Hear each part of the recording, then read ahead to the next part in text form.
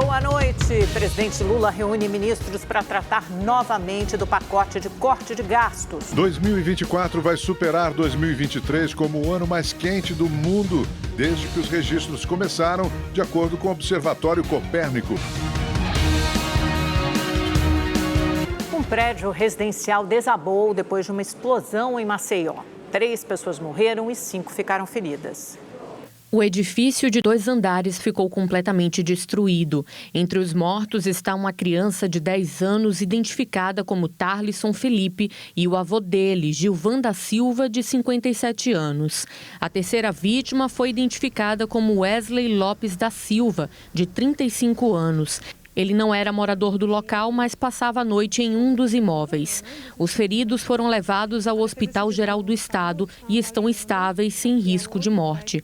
Entre eles estão uma criança de 8 anos e um adolescente de 15. Segundo o Corpo de Bombeiros, o estrondo foi ouvido por moradores e vizinhos por volta das 4 horas da manhã. A suspeita é de que um vazamento de gás de cozinha teria provocado a explosão. Os moradores do entorno ajudaram nas buscas por vítimas entre os escombros. A Defesa Civil esteve no local e esvaziou 5 blocos vizinhos para verificar possíveis danos estruturais. O incêndio que destruiu um shopping na região do Brás, na região central de São Paulo, já completou uma semana. E comerciantes do local enfrentam a dura tarefa de recomeçar depois de perderem quase tudo. O prédio do shopping que pegou fogo está protegido com tapumes e os operários trabalham na retirada do material que foi destruído pelas chamas. As lojas vizinhas já estão abertas e os clientes estão voltando aos poucos. A loja do seu Manuel ficou fechada a semana toda e o prejuízo foi grande. De 12 a 15 mil por dia. Começamos o nosso retorno ontem, né? Mas vamos tocar o barco aí, né? Vamos ver que... O movimento, como é que tá? Ontem até que foi mais ou menos o movimento. Ainda não tá, porque o povo tá com medo ainda de vir para cá, por causa ainda tem até fumaça, ainda tá saindo desse negócio aí. Agora eles começaram a retirar os entulhos, né? Segundo a Associação de Lojistas do Brás, a Alobras, o prejuízo é milionário se somarmos o que todos os lojistas da região perderam por causa do incêndio. Só nesse período, com relação à semana passada, isso sem contar o prejuízo do incêndio, do prédio, tudo que foi queimado, porque isso aí ainda nem dá para calcular. Mas só o entorno que ficou fechado na quinta-feira, sexta, as excursões que deixaram de vir, a média de pelo menos 25 a 30 milhões que deixou de faturar nesse período. 298 lojistas que tinham empresa lá no shopping que pegou fogo fizeram contratos de locação aqui neste shopping, também no Brás. Eles estão abrindo mais de 400 lojas. Isso bem na hora em que as vendas começam a crescer, olhando para o período natalino. Um bom momento para um recomeço. No mesmo dia do acontecido, eles já sabiam que o shopping existe e eles vieram e procuraram a galera para pegar suas lojas e ver o que o shopping poderia atender em relação a isso. A Evelyn teve um prejuízo de R$100 mil. Fechou o restaurante e demitiu 8 funcionários, mas agora está tentando se reerguer como pode. Investir em cozinha é tudo muito caro, uma geladeira é muito caro, um fogão é muito caro, o investimento é muito alto para começar. E a gente tem nossos clientes também que migraram para cá, está sendo difícil, mas a gente vai conseguir, né? O William também perdeu tudo no incêndio. Neste novo espaço, ele alugou 2 pontos comerciais e vai manter todos os empregados. Diretamente na loja tinha 6 vendedores, eu e minha esposa, né? Éramos em 8 na loja, mas diretamente entre costura, acabamento, corte, são 45 famílias que dependem desse trabalho, né? Uma criança de 2 anos desapareceu ao ser arrastada por uma enxurrada em General Carneiro, no sul do Paraná, devido às fortes chuvas que atingiram a cidade. A água invadiu a casa onde ela morava. Equipes do Corpo de Bombeiros ainda trabalham no resgate da menina. Um forte temporal também atingiu o estado de Santa Catarina. A chuva derrubou parte da estrutura de um evento previsto para iniciar hoje em Jaraguá do Sul, no norte do estado, deixando parte de uma roda gigante submersa. E a seca histórica no Rio Madeira trouxe sérios prejuízos para pescadores em Porto Velho, Rondônia. A escassez de peixes comprometeu a renda de muitas famílias, enquanto a navegação e o acesso à água potável ficaram limitados. Seu José é pescador desde a juventude. Ele sempre morou às margens do Rio Madeira e conta que nunca viu uma seca como essa. Hoje lá em casa, a nossa preocupação mais foi que a sobrevivência da gente que mora na beira do rio, que é a pesca, né? Hoje em dia secou tanto o rio que não teve mais jeito para a gente pescar. A dona Raimunda vive da pesca há mais de 10 anos e tem enfrentado dificuldades para sustentar a família com a falta de peixes. Eu nasci e me criei no Baixo Madeiro, não tenho vergonha de dizer isso. Tenho meus filhos que são pescadores, né? Hoje eles vão pescar e quando chega em casa, sem nenhum peixe. Não pega nada, né? De acordo com a colônia de pescadores da região, a seca atinge quase 13 mil pessoas que vivem da pesca em todo o estado. A gente nunca tinha passado por uma situação dessa. Então, essas 13 mil famílias ficaram à mercê de toda essa situação, sem assistência de qualquer parte que seja. E o impacto na vida pessoal de cada um dos pescadores, de cada um dos moradores ribeirinhos que vivem nessas comunidades, que ficaram totalmente à mercê. Essa seca histórica no Rio Madeira fez com que o preço do pescado subisse em Porto Velho, viu? Para se ter uma ideia, um tambaqui nativo antes era vendido a cerca de R$18 o quilo. Agora, o mesmo peixe sai a R$35 o quilo. Dados do Serviço Geológico do Brasil registraram que em setembro o nível do rio chegou a 96 centímetros, o menor desde o início do monitoramento na década de 60. Provavelmente até ainda final aí de novembro, nós estaremos atendendo as comunidades com distribuição de água potável. Bom, estamos falando aí de seca no Rio Madeira, que sempre preocupa, né? Valéria, Luizete, bem-vinda, boa noite, querida. Mas em compensação, tem previsão de muita chuva amanhã. A gente já vinha conversando aqui nos bastidores, na redação, e você já deixou o alerta, né? É muita chuva mesmo no Sudeste. Conta tudo pra gente, por favor. Pois é, boa noite, Amanda, Augusto, e boa noite a você que nos assiste. Amanhã as chuvas deverão ser bastante intensas em várias regiões do país. Isso por conta de uma frente fria que nós podemos conferir aqui no nosso mapa, junto dessa área de baixa pressão, que vai fazer com que a intensidade das chuvas seja muito alta amanhã nos estados do Norte, Centro-Oeste e principalmente no Sudeste, falando ali de Centro-Oeste de Minas Gerais, Rio de Janeiro e com destaque para o estado de São Paulo. O Instituto Nacional de Meteorologia, o INMET, já sinalizou a possibilidade de volumes de chuva aí ao longo do dia entre 50 a 100 milímetros, o que é um volume bastante alto. Nos estados do Sul, a possibilidade de pancadas de chuvas isoladas ao longo do dia e o dia deve ser firme mesmo apenas nos estados do Nordeste até ali o Amapá. Falando das temperaturas, apesar da passagem dessa frente fria, elas se manterão elevadas ao longo de todo o dia em todo o país, máximas muito próximas ou ultrapassando os 30 graus e mínimas, inclusive, muito próximas aí dos 20 graus, ou seja, um tempo abafado apesar da passagem dessa frente fria. Falando do Sudeste, amanhã, máxima de 31 graus no Rio de Janeiro, 30 graus em Belo Horizonte e 32 em Vitória. Possibilidade de pancadas de chuvas isoladas ao longo de todo o dia nas 3 capitais e, inclusive, trovoadas tanto no Rio de Janeiro quanto em Belo Horizonte. Em São Paulo, amanhã o dia promete ser de muita chuva, fica o alerta. O dia também vai esfriar um pouco se comparado com hoje por conta da frente fria, máxima de 23 graus, mínimas de 18 e um volume aí de quase 70 milímetros de chuva no dia, o que é um volume alto. Fica o alerta, possibilidade de áreas de alagamento, de enchentes, deslizamentos.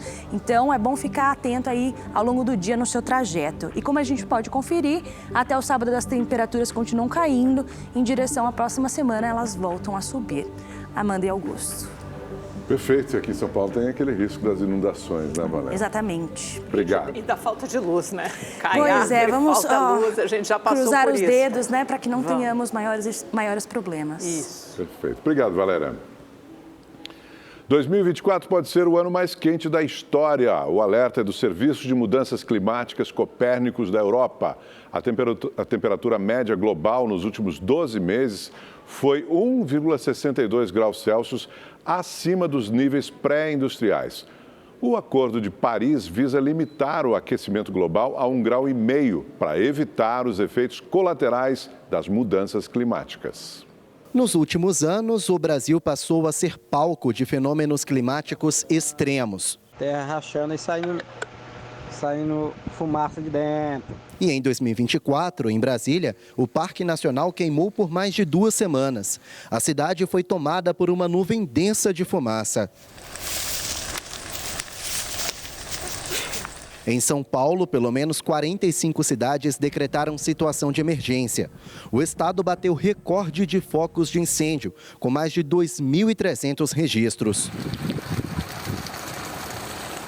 Situação que se repetiu no Pantanal e na Amazônia. Já o Rio Grande do Sul viveu a pior tragédia climática da história do Brasil. O nível dos rios Guaíba e Taquari subiu acima da média e cidades inteiras ficaram debaixo d'água.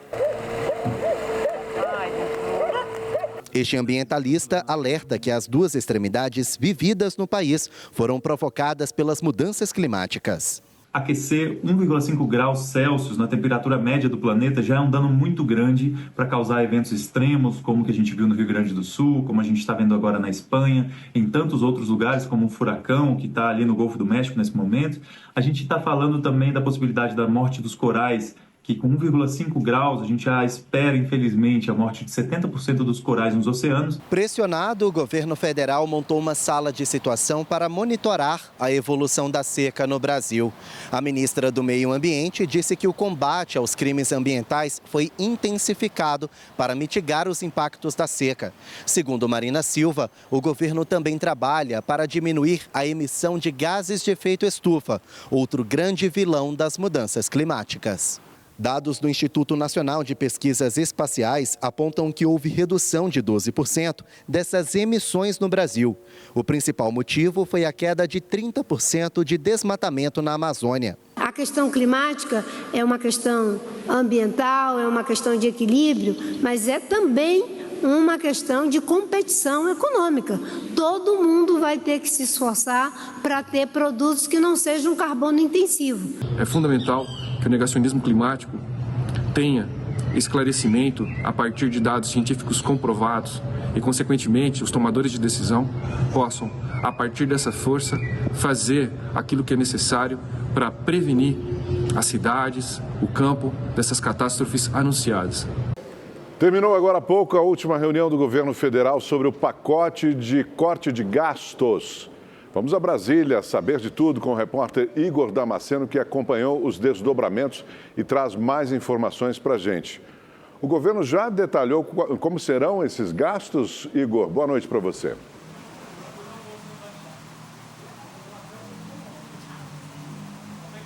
Augusto, boa noite a você, também a Amanda, boa noite a todos que nos acompanham. O presidente Lula adiou mais uma vez a apresentação desse pacote de corte de gastos que está sendo desenhado pelo governo federal já há algumas semanas. Inclusive, o ministro Fernando Haddad disse que hoje seria a última reunião. Mas, na verdade, não. Há pouco, a assessoria da Presidência da República divulgou uma nota onde há uma nova reunião marcada pelo próprio presidente Lula aqui no Palácio do Planalto, amanhã, às 2h da tarde. Fernando Haddad, inclusive, ia viajar aí para São Paulo, cancelou essa viagem justamente porque precisa estar presente nessa reunião de amanhã. Na reunião de hoje, ela começou por volta das 11h da manhã, foi feita uma pausa para o almoço e retomada por volta das 4h da tarde. Além do presidente Lula e do ministro-chefe da Casa Civil, Rui Costa, toda a equipe econômica, também a equipe do planejamento e de gestão estavam presentes. E até mesmo outros ministros que já tinham sido chamados, como Nízia Trindade da Saúde e Camilo Santana da Educação. A reunião aconteceu mais uma vez a portas fechadas. O presidente Lula quer evitar o vazamento de informações para não impactar fomentar o mercado financeiro. O que já se sabe é que esses cortes no orçamento vão ser feitos na forma de proposta de emenda à Constituição, ou seja, vai ser preciso negociar com o Congresso Nacional. Eu apurei que o presidente Lula quer conversar com os presidentes da Câmara e do Senado, Arthur Lira e Rodrigo Pacheco, sobre esse pacote assim que todos os detalhes forem anunciados pelo Ministério da Fazenda. A medida serve para reduzir os gastos públicos e fechar esse ano, pelo menos no limite da meta fiscal. Para isso, os ministros já deram indícios que querem combater os supersalários de servidores e também cortar ou reduzir programas sociais considerados ineficientes. Já o Ministério de Gestão está de olho naquelas pessoas que recebem benefícios sociais de forma indevida, como o BPC, benefício de prestação continuada, e também o Bolsa Família. O governo também já descartou aumentar impostos, por isso vai ser necessário cortar os gastos. E também garantiu que o reajuste do salário mínimo vai ser acima da inflação, mantendo o ganho real. A gente vai seguir acompanhando essas novas reuniões. Volto com vocês aí no estúdio. Tá rolando muita DR, né, Igor? Porque, olha, foi tanta reunião essa semana, principalmente envolvendo os ministros de áreas sociais, saúde, educação, trabalho. Obviamente que ninguém quer que corte no seu quintal, né? Mas alguma coisa terá que ser anunciada. Vamos esperar. A Haddad continua em Brasília amanhã, mas não sabemos se já será anunciada alguma coisa. E olha, as contas do governo federal registraram um rombo de 105 bilhões e 200 milhões de reais de janeiro a setembro deste ano. Houve uma piora em relação ao mesmo período de 2023, quando o déficit era de 94,3 bilhões de reais. O déficit primário ocorre quando as receitas do governo ficam abaixo das despesas. Só no mês de setembro, o governo apresentou um déficit de pouco mais de 5 bilhões de reais. Em Pernambuco, um projeto de lei que proíbe surf nos ônibus. Isso mesmo, aquela farra bizarra, as pessoas sobem em cima do ônibus. É aprovado pela Assembleia Legislativa do Estado e provoca polêmica entre a população e os rodoviários. Uma prática perigosa. Essas cenas são comuns na região metropolitana do Recife. Jovens arriscando a vida no famoso surf em cima dos ônibus. Nos últimos 3 anos, 4 adolescentes morreram e 2 foram mutilados por conta de ações como essas. No início deste ano, um jovem de 14 anos morreu após cair de um ônibus em movimento enquanto praticava o surf em São Lourenço da Mata, no Grande Recife. Everaldo é motorista há 15 anos e relata as situações pelas quais ele passa. Eles sobem, a gente para que eles entrem, abre as portas para eles entrar e ficar de uma forma segura, né, para a gente e para eles, mas na maioria das vezes eles querem ficar lá fora. Eles se afastam, quando a gente fecha e começa a andar, eles voltam a se pendurar novamente. A gente muitas vezes desce do ônibus, tenta conscientizar, né? E não tem jeito, não tem êxito. A gente fica correndo risco, aí tem a pressão dos passageiros que tem horário para fazer e eles querem aquilo ali, querem aquela aventura, né? O surf nos ônibus tem desafiado as autoridades e um projeto de lei aprovado na Assembleia Legislativa tem gerado polêmicas. Isso porque responsabiliza o motorista pela ação dos vândalos. A medida gerou protestos dos rodoviários. Nós somos contra o projeto justamente porque a responsabilidade de garantir a segurança pública nos coletivos é do Estado, é da polícia, não é os motoristas. A PGE, Procuradoria-Geral do Estado, afirmou que tem um prazo de 15 dias para emitir um parecer sobre o texto. Durante um evento da agenda oficial, a governadora Raquel Lira disse que vai esperar o parecer para decidir sobre a sanção ou veto do projeto. Pelas redes sociais, o autor do projeto, o deputado Pastor Júnior Técio, do Partido Progressista, disse que o texto não afeta os motoristas, somente as empresas. A reportagem tentou falar com um parlamentar, mas respondeu que não poderia gravar porque estava cumprindo a agenda política. 21 policiais militares foram presos hoje no Rio de Janeiro, acusados de extorquir comerciantes de Nova Iguaçu, na Baixada Fluminense. No esquema, que ficou conhecido como Tour da Propina, as vítimas eram obrigadas a dar dinheiro e até mercadorias para os agentes. Um PM continua foragido. Os policiais foram levados para a Corregedoria da Polícia Militar em São Cristóvão, na zona norte do Rio de Janeiro. A ação, que contou com o apoio do Ministério Público, era para cumprir 22 mandados de prisão. Também foram cumpridos 58 mandados de busca e apreensão em endereços de Nova Iguaçu, na Baixada Fluminense e na capital. Entre eles, o batalhão da PM em Mesquita, também na Baixada Fluminense, onde os agentes trabalhavam no ano passado. Os policiais são acusados de extorquir comerciantes de Nova Iguaçu, principalmente donos de ferros velhos, galpões de reciclagem, lojas de material de construção, distribuidoras de gás e hortifrutis.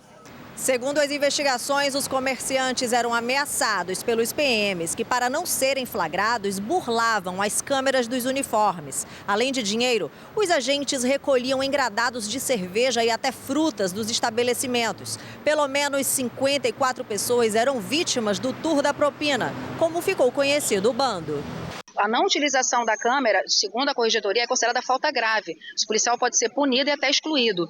Então, por conta disso, esses policiais faziam tentativas ali de burlar essa câmera, ou tentar ocultar, esconder, ou até mesmo não pegar a câmera durante o serviço. Os crimes aconteceram no segundo semestre do ano passado. A investigação teve início após denúncia anônima. A partir daí, a ação dos militares passou a ser monitorada. Os investigadores identificaram que a cobrança da taxa era feita toda sexta-feira. Os PMs foram denunciados à justiça por corrupção passiva, negativa de obediência e associação criminosa. Ações policiais matam 8 vezes mais negros do que brancos no Ceará. Foi o que concluiu um levantamento da Rede de Observatórios da Segurança. Em 2023, pelo menos 7 pessoas negras foram mortas pela polícia a cada dia nos 9 estados monitorados pela Rede de Observatórios da Segurança. Os dados constam na 5ª edição do boletim Pele e Alvo, mortes que revelam um padrão, divulgado hoje. Ao todo, foram pouco mais de 4.000 vítimas. Destas, 3.169 casos foram disponibilizados os dados de raça e cor, sendo que 88% dos mortos eram pessoas negras. Não é possível determinar a quantidade e a proporção dessas mortes que têm necessariamente a ver com, por exemplo, dinâmicas do tráfico de drogas ou outros tipos de grupos criminais, porque não há investigação suficiente para dar conta dessas questões. No Ceará, a população negra é 8 vezes mais assassinada que pessoas brancas em ações policiais.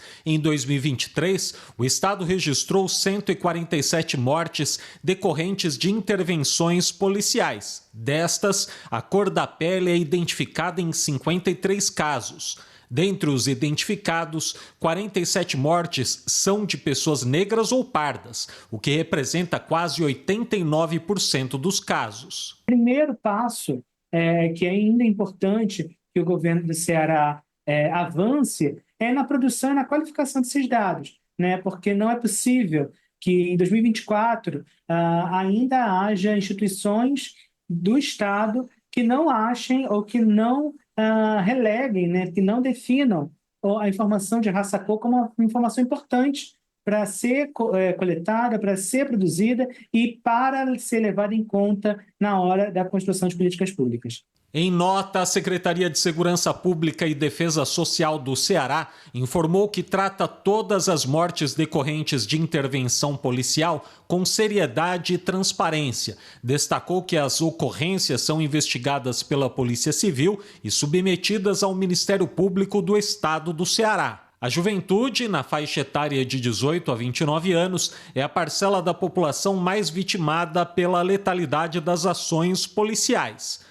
A Bahia foi o único estado entre os monitorados a ultrapassar a marca de 1.000 casos em 2023 de mortes envolvendo agentes do estado. A população negra representou 94,6% do total, com uma vítima a cada 7 horas. A Bahia, né, nesses 5 anos, aumentou em mais de 160% o número de pessoas mortas por policiais. É algo assustadoramente revelador da falta de controle que as instituições policiais adquiriram nesses últimos anos na Bahia. A Secretaria da Segurança Pública da Bahia também respondeu por meio de nota, dizendo que as ações preventivas das forças policiais e dos bombeiros reduziram em 6% as mortes violentas em 2023.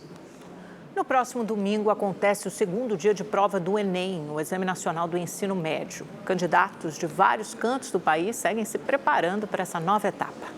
A Giovana está aproveitando a semana para revisar o conteúdo. A gente tem aulas de manhã, que são as revisões, e à tarde eu faço questões e tem os professores também nas tutorias. Então eu estou aparando algumas pontas soltas. A Milena, que quer cursar psicologia, está mais confiante para o segundo dia de provas do Enem. Por conta que matemática acaba sendo, depois da redação, a minha melhor nota, porque é uma área que é muito fácil, você está encontrando aquelas questões que são mais fáceis, já logo começar com elas, porque tem a TRI mais alta, aí depois vou deixando as médias e as difíceis para o final, e também no segundo dia tem biológica, né, que é uma área que eu tenho já um certo domínio, né?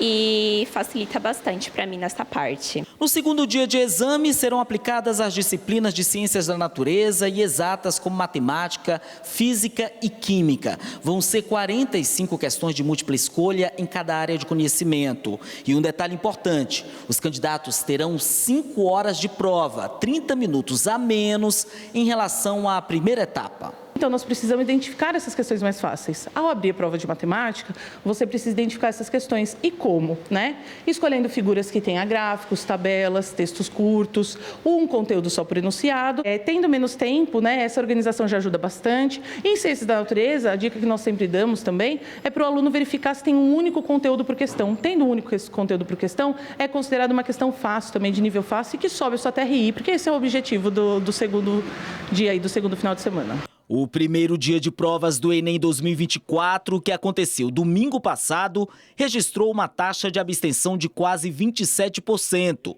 De acordo com o Ministério da Educação, o número é menor se comparado com 2023. Os ausentes podem até fazer a segunda fase do exame, mas valerá apenas para obter experiência. As orientações são que pelo menos no sábado você descanse, né? Você tem aí um dia de descanso para não criar tanta ansiedade. Se prepare muito bem para o domingo, né? Saia mais cedo de casa no domingo, saia com um tempo hábil, né? O horário de entrada é da meio-dia às 13. Então, caso você se atrase um pouco, você ainda está dentro do horário que provavelmente você já organizou. Foi preso hoje em Cajamar, no interior de São Paulo, o empresário Rodrigo dos Reis, conhecido como coach das bitcoins.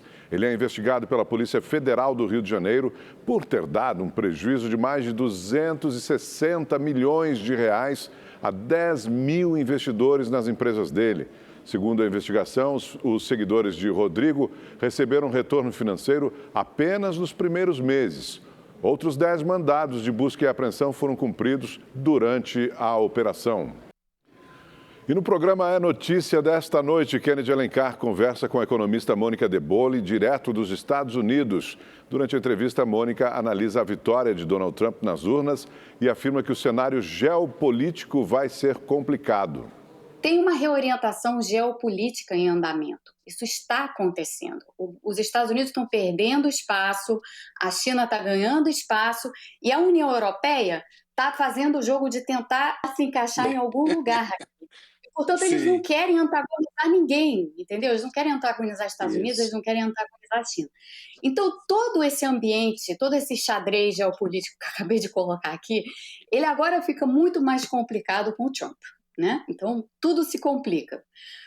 Os conflitos, o Trump não quer conflito, então ele vai tentar tirar os Estados Unidos dos conflitos que estão ocorrendo no mundo. O que vai deixar a Europa em estado de absoluta vulnerabilidade, porque a Europa fica sozinha para enfrentar a Rússia e China na questão Ucrânia. Complicado. O economista diz que o mundo vai ficar também mais perigoso com Donald Trump. Tudo está interconectado. Então, no final, se algo está andando mal ou não está sendo corretamente endereçado ou tratado, ou seja lá o que for, aquilo vai ter um efeito em outra coisa. E vai respingar em outro lugar, e às vezes esses efeitos serão severos. Então, assim, os riscos das coisas não seguirem um rumo que seja mais ou menos adequado para todo mundo, os riscos são enormes. Assim, o risco de dar errado... O mundo fica mais perigoso com o Trump, Mônica? Sim, o mundo fica mais perigoso com o Trump, sem nenhuma dúvida. A economista falou sobre o apoio do bilionário Elon Musk a Donald Trump e de uma regulamentação da inteligência artificial para empresas de tecnologia. Por que o Elon Musk apoiou o Trump? Porque os democratas estavam querendo regular as empresas tech. Regular. Regular significa impor restrições né? Então, constranger as empresas de tech, que é necessário, é preciso fazer isso. Mas os democratas disseram claramente que iam fazer isso. O que o pessoal do povo tech fez, pelo menos esses, se organizaram para que isso não acontecesse. E foram apoiar o Trump, porque o Trump não vai regular nada. Não é só a empresa do Elon Musk, não são só os foguetes do Elon Musk, tá?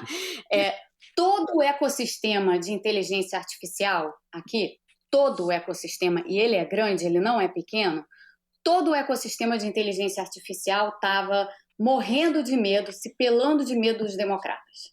Porque os democratas haviam deixado claro que AI, inteligência artificial, ia ser regulada inequivocamente. E, claro, o pessoal da inteligência artificial não quer isso de jeito nenhum, mas não regular não regular essa parte da economia é algo que tem consequências muito graves no final. As empresas de tech estão lá apoiando J.D. Vance, apoiando Trump, porque não querem que ninguém meta o dedo naquilo que eles fazem, e aquilo que eles fazem está tendo impacto no meio ambiente. Segundo Mônica, a vitória de Donald Trump não será boa para o Brasil. Não vai ser bom. Não vai ser bom.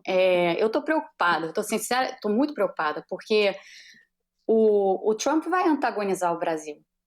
Não vai. O Trump vai antagonizar o Brasil. Lembrando que a gente tem, por várias razões, né? Primeiro porque, o Lula não é visto como um presidente amigo. O presidente amigo na região é o Milei, né? Então, existe sim uma possibilidade. A América Latina não vai ser prioridade no governo Trump, vamos deixar claro. A América Latina só é prioridade no que diz respeito à política imigratória. Só. Então, assim, só e tudo, né? Porque o Trump vai fazer as deportações que diz que vai fazer. Isso ele fará. É promessa de campanha isso, ele vai fazer. E quem vai ser deportado? Latino-americanos.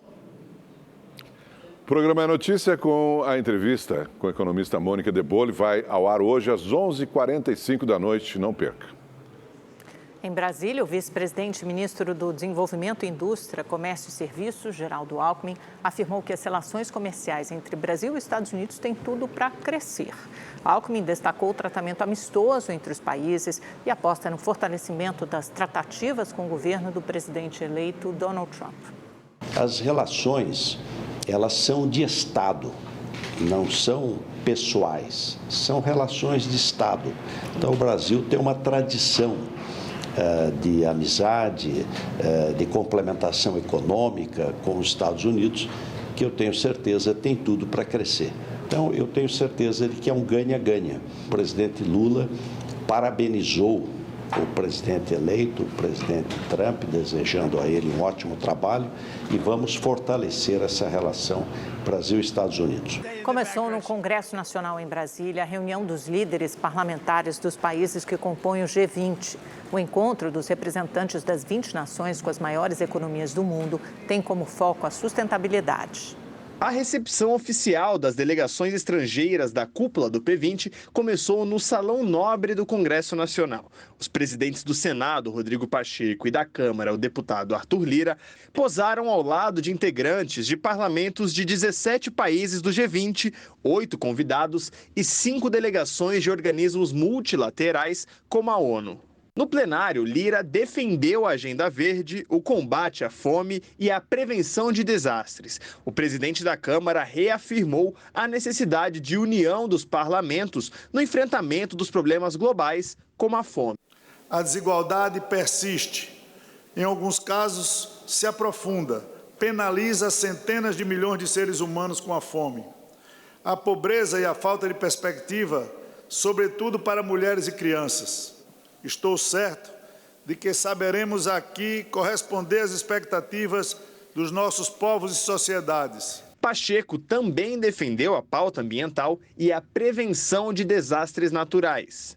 O surgimento e o avanço de problemas mundiais de tamanha complexidade e abrangência exigem o constante aperfeiçoamento democrático dos processos decisórios no âmbito das instituições criadas após a Segunda Guerra Mundial.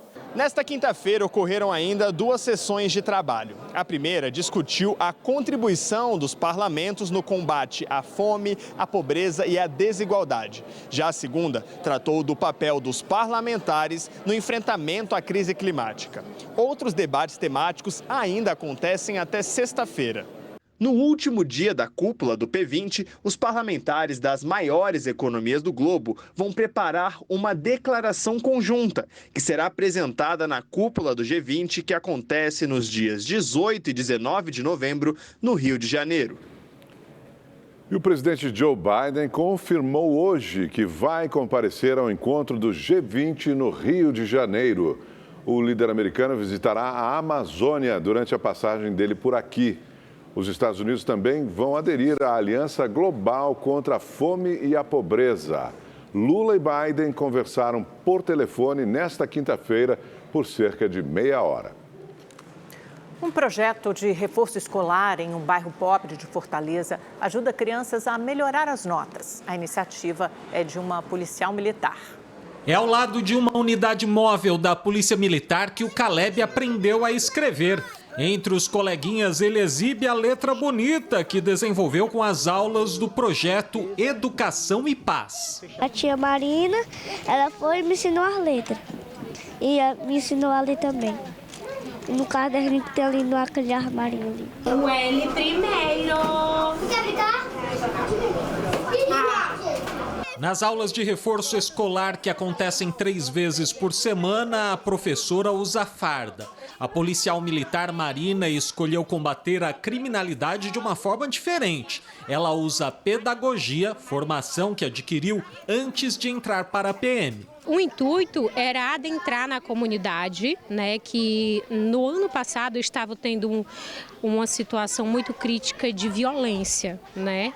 E a gente buscava de alguma forma atuar no meio dessas crianças, né, tentando afastá-las, tentando trazer para elas uma nova visão, além do que elas estavam vendo. Eu aprendi as somas que eu não sabia.